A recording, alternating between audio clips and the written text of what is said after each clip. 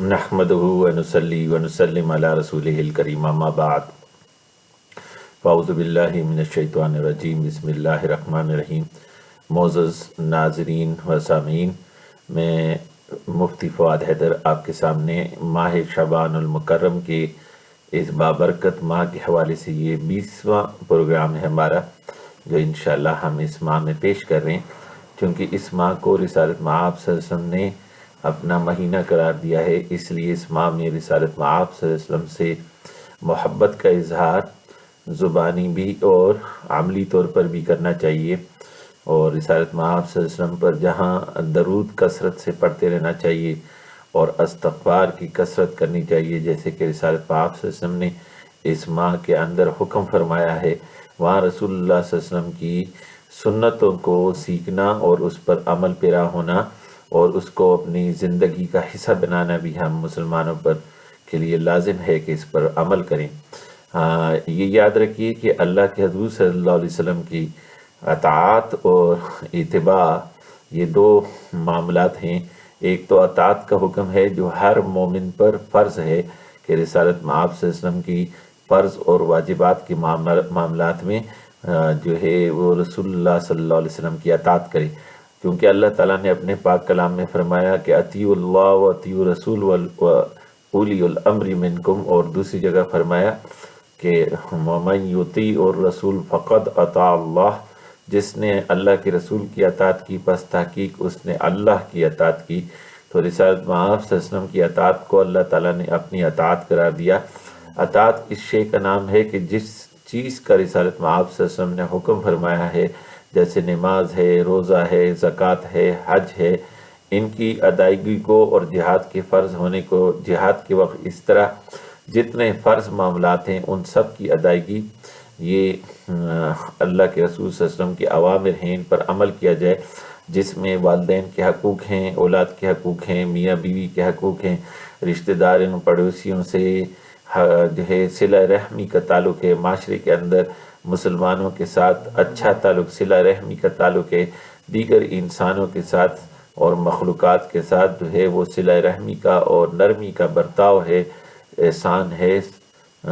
حسن سلوک ہے، والدین کی فرما برداری ہے۔ یہ سب معاملات جو ہیں جن کا حکم دیا گیا ہے یہ مومن پر کے لیے اوامر ہیں، جن حکم پر عمل کرنا ہر مومن، ہر مسلمان پر لازم ہے۔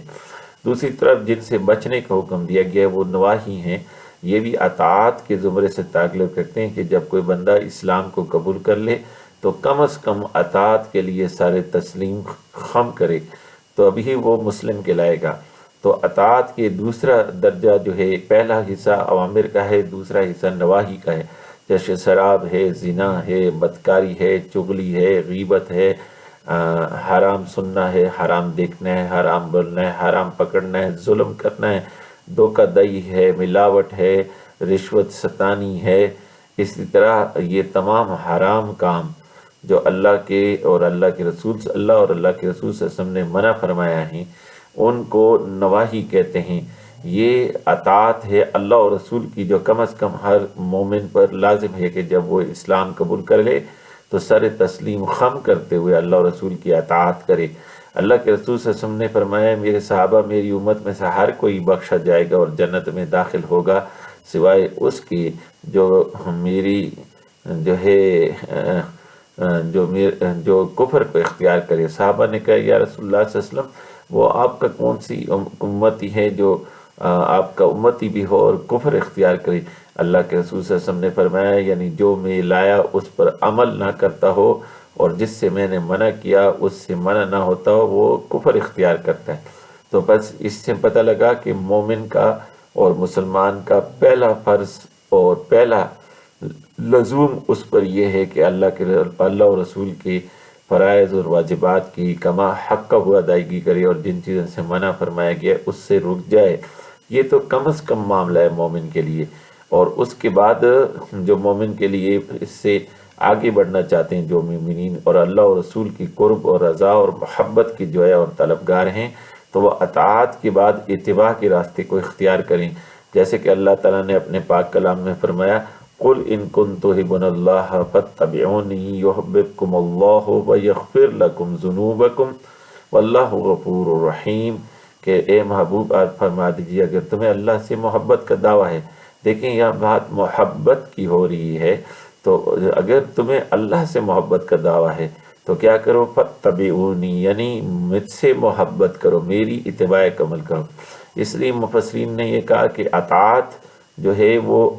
جو ہے سر تسلیم خم کا نام ہے، ہم اپنے حاکم کی اور قانون کی اطاعت کرتے ہیں، اس لیے اس کا مطلب یہ نہیں کہ ہم اپنے حاکم سے محبت کرتے ہیں، لیکن اطاعت سے بڑھ کر ہے محبت، اور کہا کہ صرف اطاعت کی طرف اپنے آپ کو مائل نہ رکھو، بلکہ مومن کامل ہونے کے لیے اگر تم رب سے محبت کا دعویٰ رکھتے ہو اور رب کی قرب اور رضا کو پانا چاہتے ہو تو بس حضور صلی اللہ علیہ وسلم کی پیروی کامل کرو، جو کہ محبت کامل کے بغیر ممکن نہیں۔ تو پہلے رسول کی محبت کو اختیار کرو اور ان کی محبت میں ان کی پیروی کو پاؤ، تو پھر کیا ہوگا، تم اللہ سے محبت کیا کر لو گے۔ انسان کمزور ہو کے اللہ سے کیا محبت کے دعوے کرے گا، کیا محبت کر سکتا ہے، بلکہ اس بندے کو یہ انعام ملے گا کہ یحببکم اللہ، کہ اللہ اس سے اپنا محبوب بنا لے گا۔ اس سے بڑی بات کیا ہو کہ رسالت میں آپ صلی اللہ علیہ وسلم کی ہر سنت، ہر ادا اللہ کو اتنی تو محبوب ہے کہ اگر بندہ اللہ کے رسول صلی اللہ علیہ وسلم کی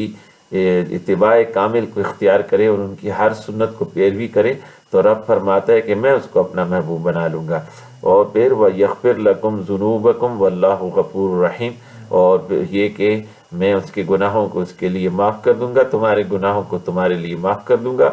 اور بے شک تم اللہ کو غفور، اللہ تعالیٰ بڑا ہی غفور، مغفرت عطا کرنے والا، معاف کرنے والا اور رحم کرنے والا ہے۔ تو اللہ تعالیٰ کی رحمت کو اور غفور ہونے کو بھی مشروط کیا اس کے ساتھ کہ بندہ جو ہے وہ حضور صلی اللہ علیہ وسلم کی اتباع کامل کو اختیار کرے۔ جتنی اتباع کامل ہوگی اتنی ہی مغفرت کامل نصیب ہو جائے گی، اتنا اللہ تعالیٰ زیادہ اپنا محبوب بنا دے گا۔ جتنے حضور صلی اللہ علیہ وسلم کی ہر ادا کو اپناتے رہیں گے، وہ ادائیں جو حضور صلی اللہ علیہ وسلم کی سنن زوائد کہلاتی ہیں، جو فرائض اور واجبات کے علاوہ ہیں، جو حرام اور مکروہ تحریمی سے ہٹ کر ہیں، جن اوامر نواہی کا حکم دیا اس سے اعلیٰ درجے پر جا کر ان کو تو پورا کرے، اور یعنی کہ ان کو چھوڑ دے اور نوافل کو کرتا پھرے، ان کو پورا کرے، پھر اس سے آگے بڑھ کے حضور صلی اللہ علیہ وسلم کے اٹھنے بیٹھنے، چلنے پھرنے، کھانے پینے، بولنے، مسکرانے، رونے، ان کے جہاد کے موقع پر جو آپ کی زوائد، آپ کی سواریاں ہیں، آپ کے لباس ہے، آپ کا چلنا ہے، آپ کا بولنا ہے، آپ کا اپنے دوستوں میں بیٹھنا ہے، آپ کے اپنے گھر والوں میں جو ہنسی کھیل بول کے جو بھی معاملات ہیں، ان سب ہر بات کو اپنانا آپ کے لباس میں، آپ کے اطوار میں، یہ سنن و زوائد ہیں جو کہ احکام کے درجے میں نہیں ہیں، لیکن اگر مومن ان کو اپناتا ہے تو پھر تب ہی وہ محبت کامل کرنے والا کہلائے گا۔ اگر کسی کو محبت کا دعویٰ ہے تو پھر حضور صلی اللہ علیہ وسلم کی اطاعت کامل کے ساتھ ان کی اتباع کامل کو بھی اختیار کرے۔ اس کے بارے میں حضور صلی اللہ علیہ وسلم نے ایک حدیث میں ہے کہ ایک صحابی رسول نے کہا، یا رسول اللہ صلی اللہ علیہ وسلم میں آپ سے بے انتہا محبت کرتا ہوں۔ اللہ کے رسول صلی اللہ علیہ وسلم نے فرمایا نہیں، ابھی نہیں۔ انہوں نے پھر کہا، یا رسول اللہ صلی اللہ علیہ وسلم اللہ کی قسم میں آپ سے بے انتہا محبت کرتا ہوں۔ آپ علیہ السلام نے فرمایا نہیں، ابھی نہیں۔ انہوں نے تیسری مرتبہ دوزانو ہو کر بیٹھ گئے اور روتے ہوئے کہا، یا اے اللہ کے رسول صلی اللہ علیہ وسلم، اللہ جانتا ہے واللہ میں آپ سے بے انتہا محبت کرتا ہوں۔ اللہ کے حبیب نے فرمایا، تیرا یہ دعویٰ اس وقت تک سچ نہیں جب تک تو میرے ہر عمل کو اپنا نہ لے اور ہر اس بات سے رک نہ جائے جس کو میں نے منع کیا ہے۔ تو اتباع کامل کو اختیار کیے بغیر اللہ کے رسول صلی اللہ علیہ وسلم کی محبت کا دعویٰ سچ نہیں۔ یہی قرآن کا فیصلہ ہے۔ قرآن نے سورہ آل عمران کی 31 نمبر آیت میں بتلا دیا ہے اور کہا کہ جو میرے نبی کی اتباع کامل کو اختیار کرے گا تو پھر میں اس کو اپنا محبوب بنا لوں گا، اور اپنے محبوبوں کی گناہوں کو میں نہیں تولتا، ان کے گناہوں کو پھر میں ان کے لیے معاف کر دوں گا۔ اس سے یہاں یہ بھی پتہ لگا کہ اہل سنت والجماعت جو رسالت مآب صلی اللہ علیہ وسلم کے علاوہ حضور صلی اللہ علیہ وسلم کی اتباع کامل کرنے والے یعنی اولیاء کاملین کو اللہ کے محبوبین ہونے کا درجہ دیتے ہیں۔ اس پر بعض لوگ اعتراض کرتے تو وہ یہاں پر قرآن کی اس آیت سے ثابت ہوا کہ اللہ تعالیٰ اپنے پاک کلام میں فرماتا ہے کہ یحببکم اللہ، میں ان کو بھی محبوب بناتا ہوں جو میری محبوب کی راہ کو پکڑتے ہیں۔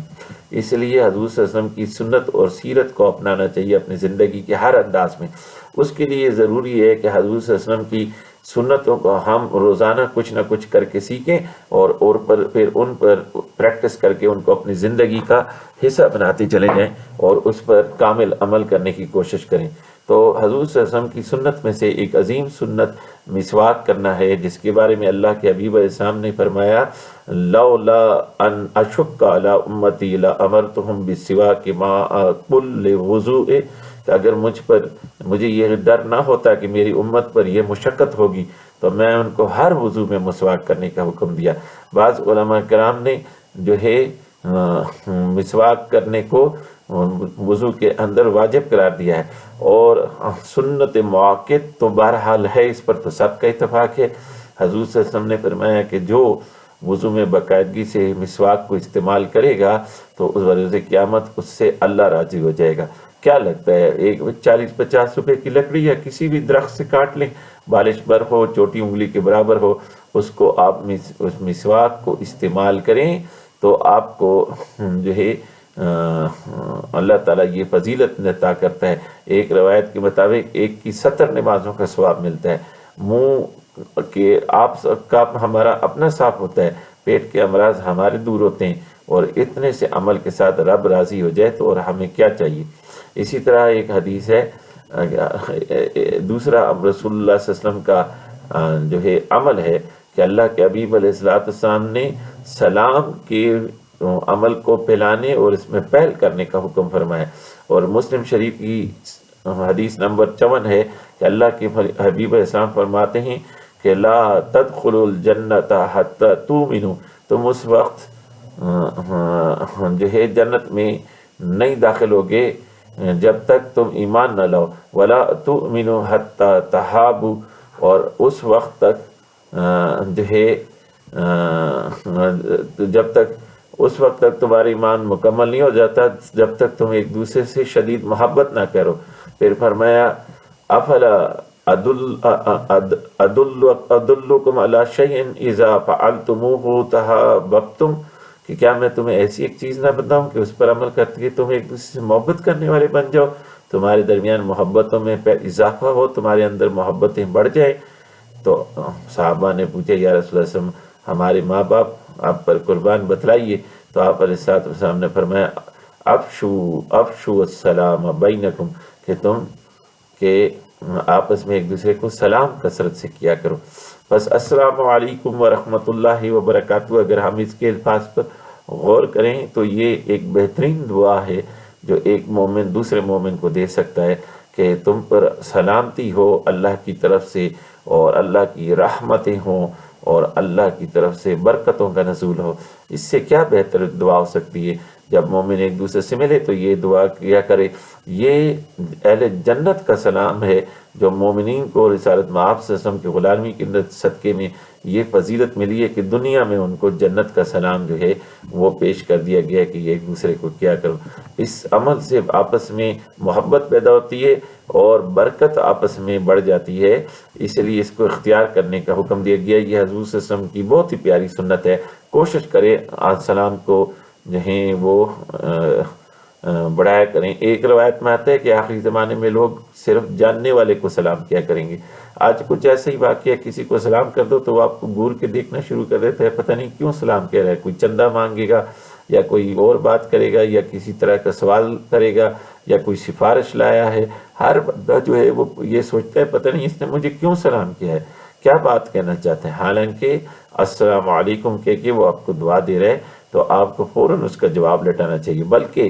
السلام علیکم کہنا سنت ہے اور اس کا جواب لٹانا واجب ہے۔ بعض لوگ جواب لٹانے میں بڑے بخل سے کام لیتے ہیں، یا تو جواب لٹاتے نہیں یا اتنی آواز میں جواب لٹاتے ہیں اگلے کو سنائی نہ دے، یا کہتے ہیں وعلیکم، اور یہ جو ہے یہ بھی درست نہیں ہے کہ صرف وعلیکم یا وعلیکم کہا جائے۔ اکثر تو ہم الفاظ کی ادائیگی بھی درست نہیں کرتے، چلو عجم ہی ہیں لیکن کم از کم نیت درستگی کے ساتھ الفاظ تو پورے اختیار کریں۔ حضور صلی اللہ علیہ وسلم نے فرمایا کہ جب تم السلام علیکم کہے تو تم اس میں اضافہ کیا کرو، وعلیکم السلام ورحمۃ اللہ۔ ایک بار ایک صحابی آئے، انہوں نے کہا السلام علیکم، آپ نے کہا وعلیکم السلام ورحمۃ اللہ۔ دوسرے آئے، انہوں نے کہا السلام علیکم ورحمۃ اللہ، آپ نے کہا وعلیکم السلام ورحمۃ اللہ وبرکاتہ۔ تیسرے آئے، انہوں نے کہا کہ السلام علیکم ورحمۃ اللہ وبرکاتہ، تو آپ نے کہا وعلیکم السلام ورحمۃ اللہ وبرکاتہ۔ اور ایک روایت میں ہے کہ آپ نے ومغفرتہ بھی فرمایا۔ بہرحال بعض علماء نے ومغفرتہ تک اضافے کی اجازت دی، اور بہت سے علماء نے کہا کہ زیادہ سے زیادہ سلام و برکاتہ تو حق تک ہے۔ تو بہرحال ومغفرتہ تک ہی بھی جو ہے سلام کو بڑھایا جائے تو یہ باعث ثواب ہے اور دعا ہے، لیکن کم از کم جواب دینا واجب ہے۔ کم از کم وعلیکم السلام تو کہے جواب میں، اگر اتنا بھی نہ کہے تو یہ جواب نہ ہوگا۔ یہ وعلیکم کہنا یہ اہل اسلام کے لیے نہیں، اہل کفر کے لیے ہے، کہ اہل کفر جب سلام کہیں اور ان آپ کو امید ہو کہ وہ آپ کے جواب سے ایمان قبول کر لیں شاید، تو ان کو وعلیکم کے ساتھ جواب دے سکتے ہیں۔ اسی طرح بعض لوگ کہتے ہیں السلام علیکم، یہ بھی بڑی بری بات ہے۔ سام کہتے ہیں جو ہیں ایک یہ بیماری ہے کینسر کی بیماری کی طرح، اس کا کہتے ہیں یہ یہودیوں کی عادت تھی کہ حضور صلی اللہ علیہ وسلم پر جب سلام کہتے تو السلام علیکم کی بجائے السلام علیکم کہتے۔ تو بی بی عائشہ نے ایک بار سنا تو کہا کہ تم پر جو ہے یہی پڑھے، تو حضور صلی اللہ علیہ وسلم نے کہا ایسا نہ کہو، بلکہ اتنا کہہ دو کہ وعلیکم یہی کافی ہے ان کے لیے، کہ ان کو وعلیکم کہا دیا جائے کہ جو تم نے چاہا وہی تم پر واپس لوٹے۔ تو یہ جو ہے رسالت محمد صلی اللہ علیہ وسلم کی سنت سے یہ ثابت ہے کہ یہ حکم ہے کہ السلام علیکم نہ کہا جائے۔ ہم اپنی جلد بازی میں یہ کہتے پھرتے ہیں، اس سے بچنا چاہیے۔ اسی طرح جو ہیں السلام علیکم، السلام علیکم، السلام، اور یہ مختلف الفاظ جو ہم پڑھتے ہیں سب غلط ہیں۔ اسی طرح السلام علیکم یہ سب غلط ہیں، اس کی بجائے پڑھا جائے جو صحیح مسنون سلام ہے وہ السلام علیکم ورحمۃ اللہ وبرکاتہ، اس طرح سے پڑھا جائے۔ تھوڑے سے الفاظ کی درستگی کی طرف توجہ دیں گے انشاءاللہ اس سے بہتری پیدا ہوگی۔ تیسری جو حضور صلی اللہ علیہ وسلم کا عمل ہے وہ کھانے سے پہلے اور کھانے کے بعد جو ہے وہ دعا کو اختیار کرنا ہے۔ رسول اللہ صلی اللہ علیہ وسلم نے فرمایا اذا اکل احدکم فلیذکر اسم اللہ، جو کوئی تم میں سے کھانا کہے تو اللہ کا نام لے کر کھانا شروع کرے۔ فإن نسی فی اولہ فلیقل، تو اگر کوئی بھول جائے شروع میں تو کہے بسم اللہ اولہ و آخرہ، کہ جو بھول جائے تو کہے کہ بسم اللہ، اللہ کے نام سے شروع کرتا ہوں، شروع سے لے کر آخر تک، اس کے شروع میں بھی اور آخر میں بھی۔ یہ سنن ابی داؤد کی حدیث نمبر 3767 ہے، اس پر عمل کریں۔ ایک روایت میں آتا ہے کہ جب مومن بسم اللہ پڑھتا ہے تو شیطان بھاگ جاتا ہے، کھانے میں سے نوالا نہیں اٹھا سکتا۔ جب بسم اللہ پڑھنا بھول جاتا ہے تو پھر وہ شیطان اس کے ساتھ مل کے کھانا کھاتا ہے۔ جب درمیان میں یا بعد میں کہیں اس کو یاد آتا ہے وہ بسم اللہ پڑھتا ہے تو شیطان کا ہوا سب الٹ دیتا ہے۔ تو جہاں بھی یاد آئے، جب بھی یاد آئے، چاہے کھانے کے آخر میں یاد آئے تو پڑھیں بسم اللہ اولہ و آخرہ۔ یہ آسان دعا ہے، کھانے میں برکت کا سبب بنتی ہے، بلکہ ہر کام کو بسم اللہ کے ساتھ شروع کیا کریں۔ اگر شروع میں یاد ہو تو پڑھیں کہ بسم اللہ الرحمن الرحیم، یا بسم اللہ پڑھ لیں، یا بسم اللہ و علی برکت اللہ، یہ بھی سنت سے ثابت ہے، اس پر عمل کریں۔ جب کھانا کھا لیں تو بھی دعا کریں، الحمدللہ پڑھیں، یا پوری دعا پڑھیں کہ الحمدللہ الذی اطعمنا وسقانا وجعلنا من المسلمین، یا اللہ پاک ہے تیری ذات، حمد ہے تیرے لیے جس نے، اس ذات کے لیے جس نے ہمیں کھلایا پلایا اور ہمیں مسلمان بنایا۔ یا اگر کسی کے گھر جائیں یا گھر والوں نے کھانا پکایا اس کے لیے دعا دیں تو یہ اور بھی اچھی بات ہے، اپنے لیے بھی دعا ہو جائے اور ان کے لیے بھی کہ اللہم اطعم من اطعمنا، یا اللہ جس نے ہمیں کھلایا تو بھی اس کو بھی کھلا، واسقی من سقانا، اور جس نے ہمیں پلایا اس کو تو بھی پلا، وجعلنا من المسلمین، اور ہمیں مسلمانوں میں سے رکھ، ہمیں مسلمان ہی رکھ۔ تو یہ بھی بہت پیاری دعا ہے۔ روزانہ کلمہ شریف پڑھنا اور یا اس طرح سے دعا کرنا یہ بھی مسنون ہے۔ کم از کم 100 مرتبہ یہ تسبیح ضرور پڑھی جائے کہ رسول اللہ صلی اللہ علیہ وسلم نے فرمایا من قال لا الہ الا اللہ وحدہ لا شریک لہ لہ الملک ولہ الحمد وہو علی کل شیء قدیر فی یوم ما اتمر، جو کہ یہ پڑھے کہ من قال، جو کہ لا الہ الا اللہ، نہیں ہے کوئی معبود سوائے اللہ کے، وحدہ لا شریک لہ، واحد ہے لا شریک ہے، لہ الملک، اسی کے ہے ملک، وَلَهُ الْحَمْدُ، اور اسی کے لیے تمام تعریفیں، وَهُوَ عَلَى كُلِّ شَيْءٍ قَدِيرٌ، اور وہ ہر شے پر قادر ہے۔ جو کہ یہ پڑھے فی یوم میۃ مرۃ، جو اس کو دن میں 100 مرتبہ پڑھے، کانت لہو عدل 10 رقاب، اس کے لیے 10 گردنوں کو آزاد کرنے کا جو ہے اس کو ثواب ملتا ہے۔ وَقُتِبَتْ لَهُ مِئَةُ حَسَنَةٍ، اور اس کے لیے 100 نیکیاں لکھی جاتی ہیں۔ وَمُحِیَّتْ عَنْهُ مِئَةُ سَیِّئَاتٍ، اور اس کے گناہوں کے باب میں سے 100 گناہوں کو مٹا دیا جاتا ہے۔ یہ بخاری شریف کی حدیث نمبر 3293۔ آسان ہے، اس پر عمل کریں، انشاءاللہ تعالی کامیابی نصیب ہوگی۔ یہ حضور صلی اللہ علیہ وسلم کی 4 جو ہیں سنتیں ہم نے سیکھ لیں۔ آج کے دن ہی ہم 5ویں سنت رسالت میں آپ صلی اللہ علیہ وسلم کی سیکھتے ہیں کہ اللہ تعالیٰ نے اپنے پاک کلام میں فرمایا کہ اے محبوب، آپ تہجد کی نفل نماز آپ کے لیے اضافی ہے، کچھ حصے میں تہجد پڑھ لیا کرو، یہ آپ کے لیے اضافی عبادت ہے۔ تو حضور صلی اللہ علیہ وسلم اس پر دعامت فرمایا کرتے تھے، کیونکہ اللہ نے فرمایا کہ میں نے آپ کو اس لیے کہ آپ کو میں نے مقام محمود پر فائز فرما دیا ہے۔ حضور صلی اللہ علیہ وسلم کو مقام محمود عطا کیا گیا اور یہ شان عطا کیا گئی، تو اس کے شکر کے طور پر معلوم چلے یہ شکر کا اختیار کرنے کے لیے اور رب سے کچھ پانے کے لیے بہترین دعا ہے۔ اور اس وقت کے بارے میں جس وقت میں تہجد حضور صلی اللہ علیہ وسلم ادا فرماتے تھے، یعنی رات کے آخری پہر میں، اللہ کے حبیب صلی اللہ علیہ وسلم فرماتے ہیں اس رات کے آخری پہر میں تہجد کی نماز کو پڑھا کرو، رب سے مانگا کرو، دعائیں کیا کرو، کیونکہ یہ وہ وقت ہے کہ اس وقت میں اللہ تعالیٰ آسمان دنیا پر ظہور فرماتا ہے، اور کوئی فرماتا ہے کہ کوئی ہے جو مجھ سے مانگے اور میں عطا کروں، کہ میں بڑا عطا کرنے والا ہوں۔ تو اس وقت میں اللہ تعالیٰ سے مانگنا چاہیے۔ کہ سورہ بنی اسرائیل کی یہ 79 نمبر کی آیت ہے جو فقیر نے آپ کے سامنے پڑھی کہ وَمِنَ اللَّيْلِ فَتَحَجَّدْ بِهِ نَافِلَةً لَكَ، کہ اور رات میں تمہیں آپ کے لیے ایک نماز تہجد کی ہے جو آپ کے لیے اضافی ہے۔ عَسَىٰ أَن يَبْعَثَكَ رَبُّكَ مَقَامًا مَحْمُودًا، تاکہ اللہ تعالیٰ آپ کو مقام محمود پر فائز رکھے۔ تو یہ وہ اللہ تعالیٰ کی طرف سے عبادت ہے جو خاص ہے، اس کو اپنائیے۔ لیکن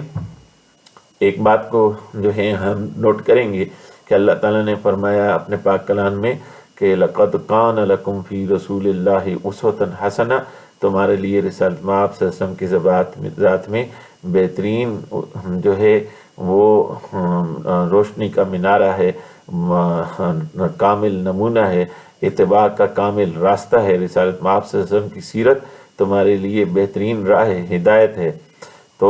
لیکن آگے فرمایا یہ لمن کان یرجو اللہ والیوم الآخرہ، یہ اس کے لیے جو اللہ پر سے ملاقات کا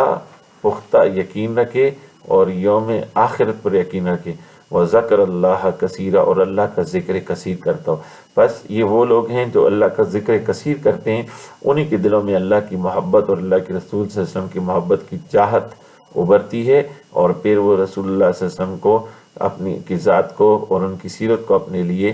جو ہے وہ بہترین منارہ ہدایت جاننا شروع کر دیتے ہیں، اور انہیں اللہ کی ملاقات کا پختہ یقین ہو جاتا ہے۔ اور جس شخص کو اللہ کے ذکر کثیر سے کمزوری ہو تو پھر اس کو اس بات کے یقین میں بھی کمی آ جاتی ہے۔ اس لیے فرمایا وَاذْكُرُوا اللَّهَ كَثِيرًا لَعَلَّكُمْ تُفْلِحُونَ، اللہ کا ذکر کثیر کرو تاکہ تم فلاح پا جاؤ۔ اچھا، اب اس کے ساتھ وضاحت ہو گئی۔ انشاءاللہ ہم